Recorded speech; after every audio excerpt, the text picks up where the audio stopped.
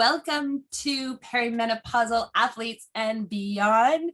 We have a masterclass series filled with amazing experts across the board on female physiology, nutrition, training, recovery, mindset, inspiration, motivation, and we are being joined today by the beautiful Nikki Fogden Moore. And I'm so excited that this is how we're going to start, because welcome first, Nikki. Welcome. Thank you so much. Thank you so much. I'm just wondering, you know how we like to wing it, if I should close that door, because as always, someone has a leaf blower out while we do, because it's like really early in the morning Australia time and everyone likes to keep their gardens clean here. So is that sound okay for you, Tennille? It's perfect. Okay. It's absolutely Thanks perfect. for having me. I'm so glad that you could join us, and thank you for saying yes. So basically, I want to tell everybody who you are that doesn't know yet, because we are in for a treat to have really, Nikki just is going to tell us how it is. She's a no nonsense approach to finding that magic art of work-life blend. And we're going to just ask her a little bit how she feels about the word balance in a minute, but let's just make sure we say work-life blend for sustainable success. She works with CEOs, entrepreneurs, and high achievers to create value in their professional and their personal success. She's the author of Adulting the Rally of Life, Vitality, Fitpreneur, The Wake Up Workout, and creator of Quantum Decision Making Program. And basically, she is serving extraordinary leaders. She divides her time between private coaching, corporate vitality, boardroom retreats, and she has an excellent podcast. That's how I came to know her, The Mojo Maker.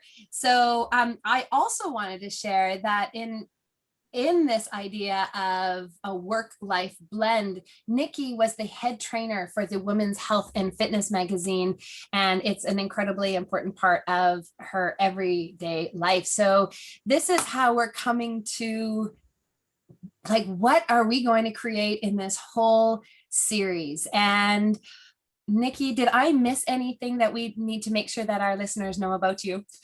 I don't know. I mean, yes to all the above. I have crazy amounts of energy, and thanks so much for, listening to the show, the Mojo Maker podcast. And if you guys are listening now, hop over to Vitality Coach TV or just search me on YouTube, because everything you hear here with me and Tennille, there's so much free content, and however I can help you, dive on in.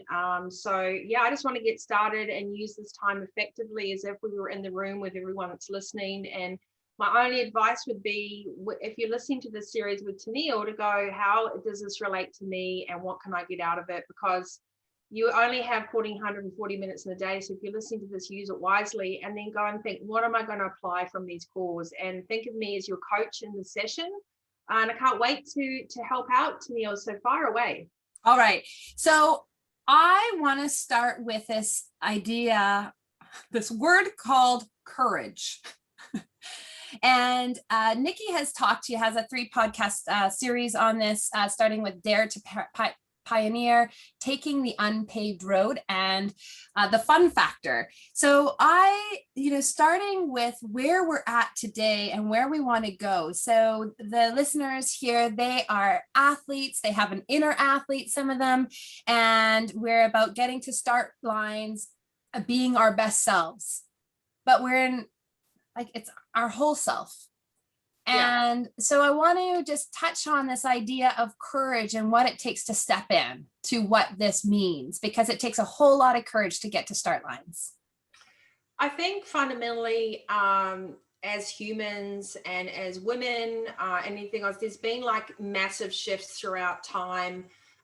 From day dot, we always go through cycles in growth and evolution, right? But it's only lately that I believe that we've stopped kind of pointing the finger at everything and starting to have a severe case of accountability-itis, which is, I think we have grown up in a society where we've had a lot of subconscious programming and ways of thinking. So as soon as we kind of walk into this world, and from the very first moment we get told not to do something, suddenly we get given a framework that might not have really been our choice in the first place. And what I'm experiencing now is a kind of an uprising of voice an uprising of self-discovery. And one of my concerns is the fact that we have to have a really interesting way to discern the information that we're getting for ourselves, right? So there's so much overload in the world. Overwhelm is a $300 billion industry in the US alone. And I find now that because of social media and even like probably being a mum, I mean, I'm only a mum to a Labrador, but I have a lot of children that I'm the Auntie Nikki for. And so parenting itself comes with a lot of judgment. Body image comes with a lot of judgment. I mean, we don't even, that's external judgment. And then we add all the conversations we have with ourselves. So I think true courage, and why I wrote the third book, Adulting, the Rally of Life, which is really, if you want sustainable success, and ultimately that's peace and happiness, right? Like it's health, it's, you know, throw whatever you want out the window. It's your absolute ability to get up in the morning and feel connected to your cellular level self. Go, oh my God. So a bit like a Labrador, like what are we doing? And I think everyone asks me, how can you bottle up your mojo and your energy? And it's because I have gone through so much and I just decided to absolutely show up for myself. And to do that, you have to unshackle yourself from all the limiting beliefs and the strong subconscious behavior. And there's a really beautiful analogy around courage, which is, what wolf do you want to feed? It's a beautiful American Indian story. You either feed the black wolf or the white wolf, the dark wolf or the white wolf, right? Your alter ego, which is keeping you predominantly in a false sense of security, or this tiny voice that sit within. And chances are, if you're coaching with Tennille and you're on this program, you've heard this little cry within that's like, there has to be something better. This doesn't feel right. I want to try and find out what that is. So that's your first step of courage, is daring to pioneer that no matter what your sisters, your brother, your mother, your friends, and anyone else is doing, you go, I'm going to start listening to myself. And that in itself is a scary statement, because you automatically alienate most people that you hang out with, because we're in an enabling society. So I always say to people, if half your conversations are about, oh my God, what went wrong, and la, la, la, what a waste of effing energy, because instead of, you're just watering weeds, right? So when you start to discover courage to pioneer and do things that make you happy, that light your soul up, that give you energy, instead of following a prescription according to what everyone else is doing, it gets really uncomfortable, because you're letting go of the walls of discomfort. And you're going, I want to do this differently. And all of a sudden you've got to take a leap of faith, right? And there's a gap between leaping and landing. And that's where this work is really important, is the art of self-sufficiency. And I don't mean I don't need a man, or I don't need a partner, or I don't need a whatever. It's knowing that atomically, on a cellular level, every single human has the most incredible access to knowledge, quantum, in a quantum way. So that's physical, emotional, spiritual, and intellectual history that we all have. We just are on autopilot. So the first moment you go, my body's changing, I'm changing, my situation's changing, I'm going to start asking some questions, and you have that little bit of awareness, that's really where the journey starts. So that's where the rubber hits the road. And that's the scary bit, because most people then go back in their shell, because the unknown, fear takes over the curiosity of possibility. So to have courage is to be like a rally of life, which is to go, it's going to be all conditions, all seasons. I don't really know what's around the corner, but I just have this calling to go and find out.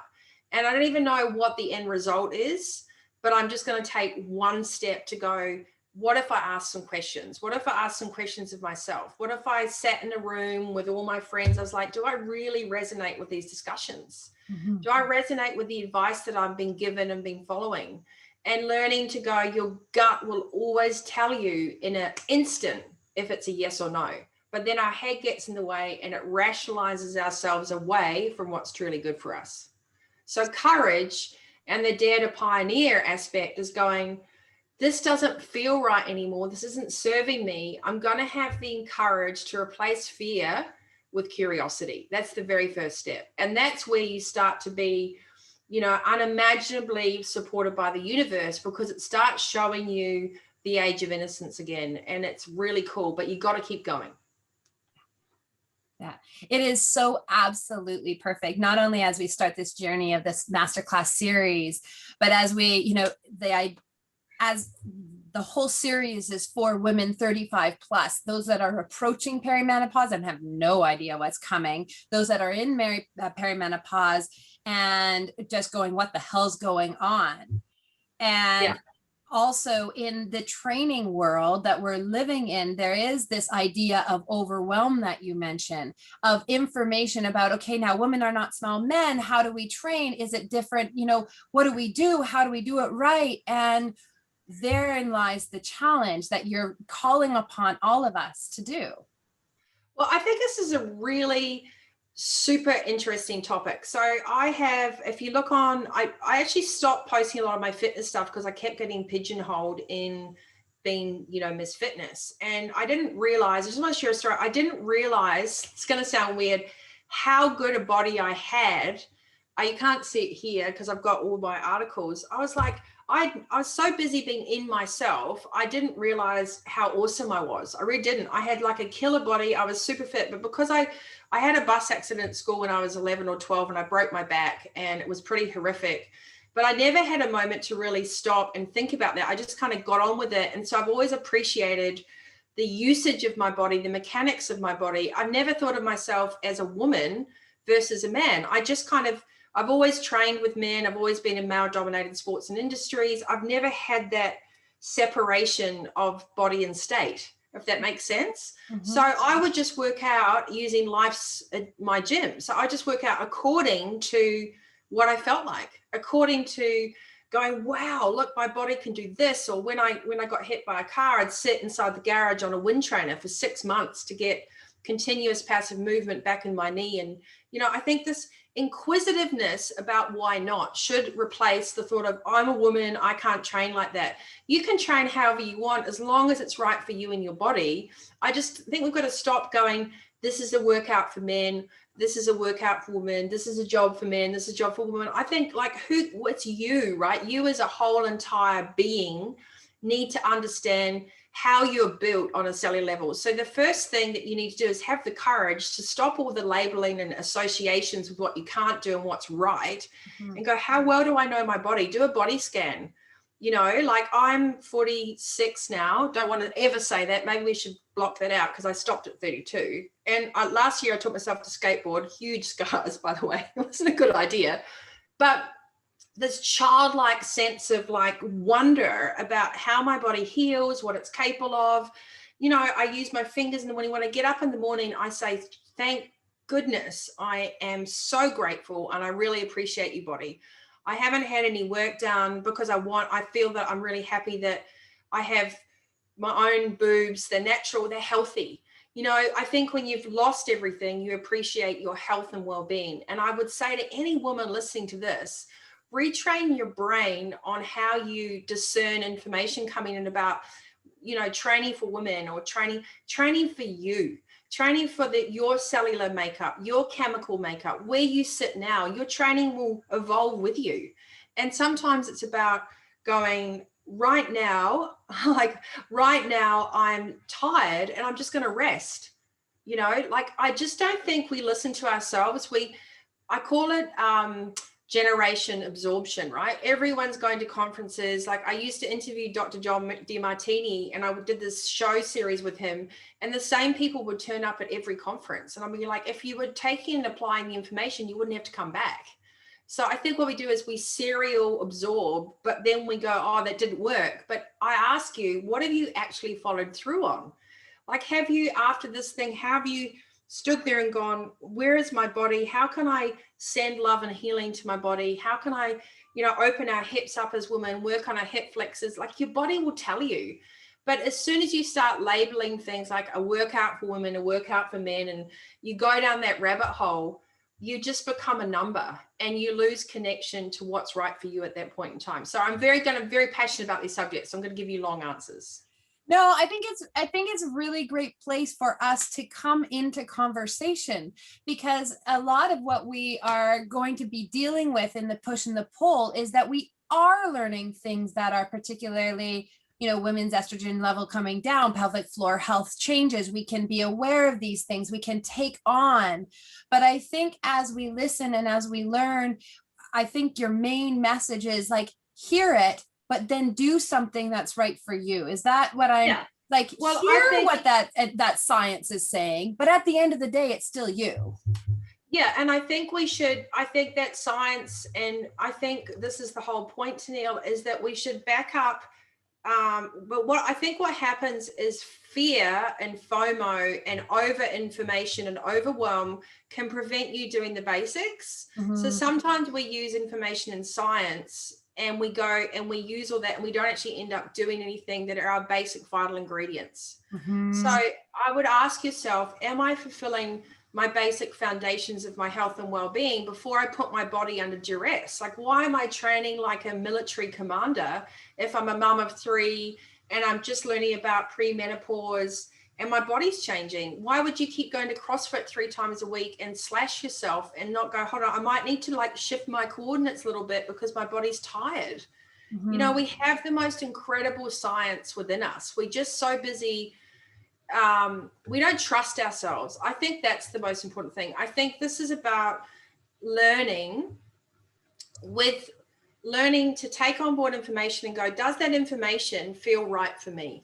And before you can even know that, you have to know who's making decisions inside yourself, Tennille. Is that your ego and your younger self keeping you safe? Or is that your true connection to your atomic heart, soul, and inner GPS, which goes, no, this feels right? And I tell you the way to discern the difference. Very simple. Our subconscious mind is the noisy, chatty, you know, I call it like Shaniqua. If anyone's called Shaniqua, I apologize. Mine's actually called Bob. But we all have a Shaniqua or a Bob, which is like, oh my God, and did this, and I tried that, and blah, blah, like it's just, you know. Yeah. And our self, our true centered self, is this beautiful, grounded, almost inaudible, no, yes, maybe, you know, there's no force or push, but our subconscious is extremely powerful. So when it feels that we're starting to make decisions that take us out of it being in charge, it's waiting, doing push-ups in the background. And the moment you have a weak moment, it'll get you and go, oh, you should have done that. Or maybe you should have gone on a detox for 3 weeks. So if you are making decisions from a noisy brain and a hypertensive state, that's not a good decision. So if you want to discern if that information is good for you, like, you know, I've done a lot of courses on integrative nutrition. I'm obviously a personal trainer. I've taught all around the world. And I think the biggest advice I always give to people in my classes and when I work with people is, how does this feel? Like, even if you go and reach for a multivitamin, does that, like, you can tell it's muscle testing, right? Yeah. You can tell. And I think with the course you're running is you're helping women connect with themselves to make conscious decisions. And that is the most powerful tool anyone on this course will ever have is this right for me at this point in time? Can you help us think about then, so you're trying to come in, you're listening to a speaker, you're absorbing what they're saying, and you're asking, is this right for me? But you're starting from a point of what I know now. And I understand what you're telling us is to come into a really deep sense of self. But how do we learn to kind of bridge that, what I'm making these decisions based on this other preconceived idea of what I used to be, and I'm trying not to listen and be in a place of curiosity, but then go forward? Well, a couple of things we can do. First of all, if you're listening to this, I will give you the worksheets on all of this as well. And I'll also, anyone on this, you can also, I'd like to, like, you know, make sure that you have, this is a doing book, right? So it should help you with that, because often when we go into states, like when we learn about premenopause, we come in the state of survival mode. We're like, oh my God, this is like, what am I going to do? The first thing you can do is you grab a piece of paper and you do a line down the middle and you do column A, column B. And column A is the ideal awesomeness, right? I want to feel well. I want to have balanced blood sugar. I want to feel my body's operating at its premium. I want to grow through this process and it not sap by energy and give me crazy mood swings. And I want my body to feel supported and not judged.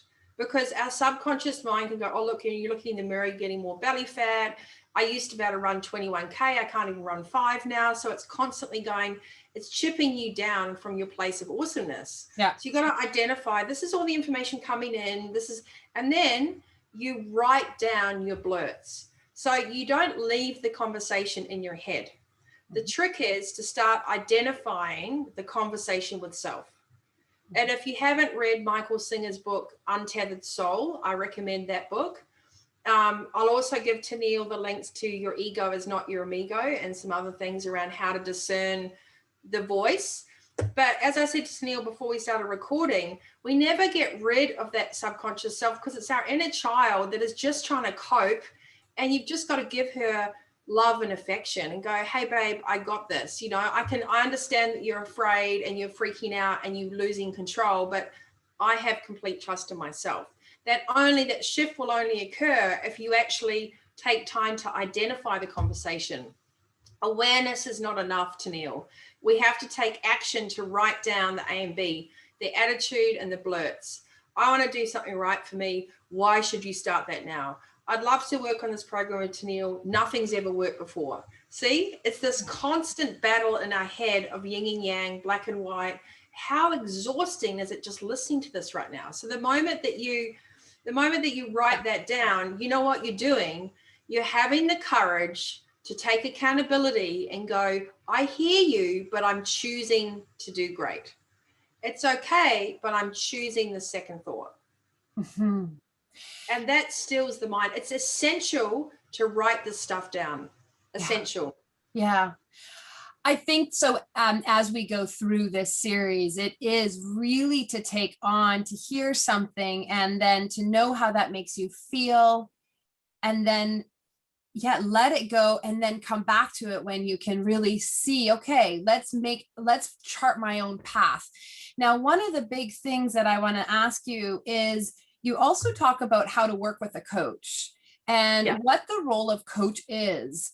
And also, taking ownership, but how do you work with a coach in that? So, because a lot of this as women in perimenopause coaches, in a traditional athlete coach relationship, we haven't had these conversations. It's like, this is what you do. Yeah. And I'm obviously taking a really different way of coaching, but I would want you to just bring a little bit of your thoughts of that as well into this conversation. I think in life, not all coaches are created equal. And just because we have coach next to that, I saw somewhere that said a 10-week course to become $1 million leadership coach for global leadership coaches. But how's that possible? You could do a 10-week course with an institution, and then all of a sudden you're a globally acclaimed leadership coach. If your coach does not have the ability to put themselves in your shoes, to be agile, to create a training program and to understand how you show up in that day, then they don't have the depth of knowledge and consideration and experience to make sure that you reach your personal best. Very important. It's not blame, it's understanding. Like anything in life, the coaching relationship is an extremely important relationship. Most Olympic programs, I remember I used to work, I ran an athlete management agency, and with life, you'd expect that most Olympic training programs, people will complete about 70% of that program because there'd be illness and unforeseen circumstances and everything else. A framework or a coaching program is purely that. It's a framework. It's not a prescription. And I think as a woman, it's like when you go to the doctor or when you go to your lawyer or your banker or your finance or anything else, you're allowed to ask questions and go, is this person here for my highest good, or are they there because they're just pushing information and regurgitating modules and learn things? How much knowledge do they have from experience, apathy, empathy, compassion? Where if I turn up to a coaching session, they go, hey, Nikki, you look really tired. How's your body feeling? I was going to do strength and conditioning today, but I think what would be really good would be to do some really slow stretches and oxygenate your body and just slow everything down. So a coach should have the ability to read you and teach you how to read yourself and give you a portfolio of tools that you can deploy at any given time, because our body is an organic machine. You know, you don't know how you're going to feel on Friday at 7 a.m. So, and if you suddenly have to go and do stair repeats or anything else, and actually you've woken up and you're exhausted and you don't want to let your coach down. So, sorry, I'm recording. You want the cleaner reconnected? Yes, please. Sorry. It's the pool guy. So, welcome to Australia. We've had massive floods here, by the way. So I think it's like 1 million Australians are in severe weather warning at the moment, and houses are being washed away and everything else. So back to coaching, it's a two-way street. So in the video that you would have seen how to work with a great coach, you have to show up and meet each other like a great relationship. You can't just go, oh, that coach sucked because you only did 10% of the program, or you don't communicate how you feel. You have to work with a coach where you can be brutally honest and go, hey, Tennille, I feel so exhausted. I'm not coping at the moment. I feel like this program is just adding more stress to me. I've got 3 kids, 1 going to high school. My body's changing. I'm actually suffering from depression because I feel like my youth is going. And that coach goes, oh, don't worry, you'll be right. Let's just 100 burpees. You know, totally no empathy for what changes your body's going through. So coaching is a two-way street, and you've got to ask yourself, you know, straight away when there's great chemistry, but don't put hope on a coach. Don't go, oh my God, I hope this coach is going to make me fantastic. And you put all your hope onto that person or onto that book or onto that program, because it's actually, how are you going to show up for yourself? You know, so working with a great coach, you have to have chemistry. Do you like each other? You have to have compassion. They have to understand where you're at in your life. They have to have considerable experience.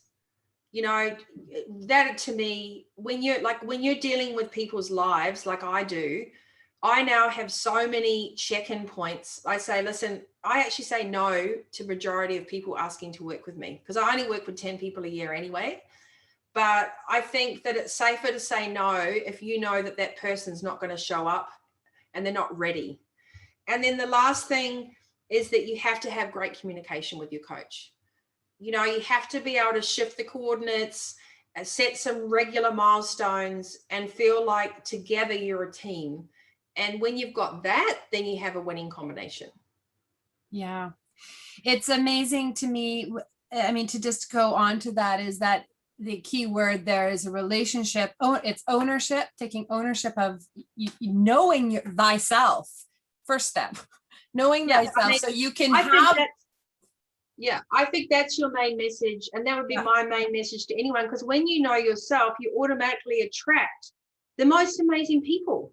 You know, you just, like, every time I make a decision, I always go within first. Even when you reached out to me, I go and I ask my guides, should I do this? And they'll say yes or no. And I just trust them. I absolutely hand everything over to my team up there, you know, my galactic team, because I obviously work highly intuitively and on high definition. So I stop trying to fight it and control it, and I just tune in on everything. Do I want a coffee? Yes, I do. Off I go. I'll make one, you know. But I practice it on a small basis. And what you're giving everyone on this course is the learning. We all know what we should do. We know about mindset. We know about time management. We know about work-life balance. We know, but it's the doing.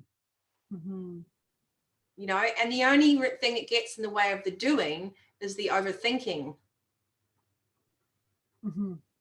So that ownership makes you do stuff. It's like, hold on a second, how am I going to show up for myself? Yeah. Well, okay, so we're going to have to leave it there, but it's a perfect way to leave it. How am I going to show up for myself? And every day, either there'll be a new speaker, and it's really coming into, what can I take from this? How can I hear this for myself, for where I'm at? And is this going to work for me? And that is so perfect. All right. I'm going to ask you rapid fire questions. They're going to have to be rapid. All right. Are you ready? Always. Okay. Give us one moment of courage. Moment of courage would be, God, it's not so many. I would say driving a boat back in the biggest swell conditions with no lights and an injured person on board, and I had to figure out how to use GPS and everything in the middle of nowhere, and that was like a GI Jane moment. Yep. And you did it. I did it. Yeah. A happy story, right? Okay, good. Yeah, it was pretty like it was like Storm Chasers. So that was a big moment of courage for me. Yeah. Big deal. Yeah. All right. Tell us one thing that you're grateful for right now. I think a community that is able to have these conversations and a platform where I can reach out to people I've never met and help them and be who I am, and that we genuinely are here to lift up, support, and encourage others and empower them. That to me is just, it gives me goosebumps. Oh, it's very cool. Give us one piece of advice that you continuously give to yourself within this life stage. Well, I've only got one piece of advice, and that this life isn't a dress rehearsal. You know. Yeah. And I wish I had known all the stuff I coach now earlier, which is bring your whole effing self to your life. Just bring it. Don't wait. Don't sit back. Don't be afraid. Suit up.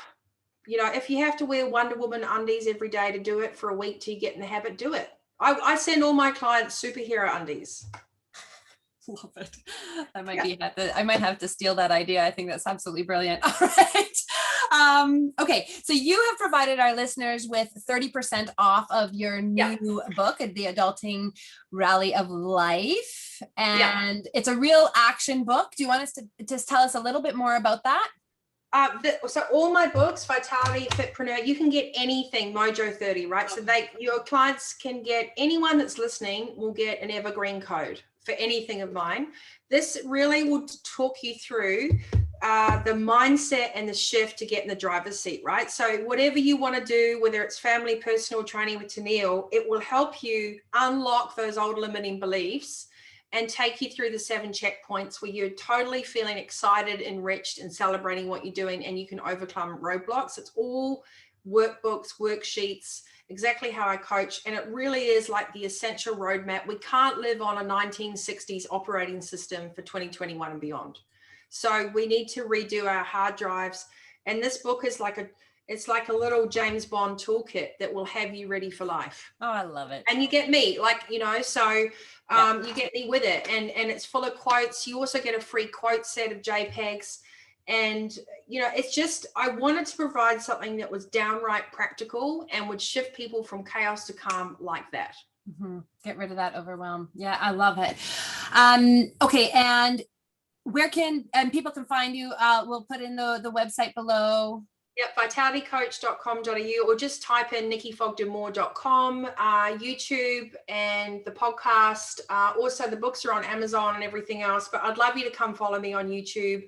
I've never really pushed the channel. I'm really excited about it. We're going to do some cool things there with some great interviews, and love to hear your stories. So come like, comment, subscribe, and anywhere else I can help. So Instagram at nfogdenmore, all that jazz.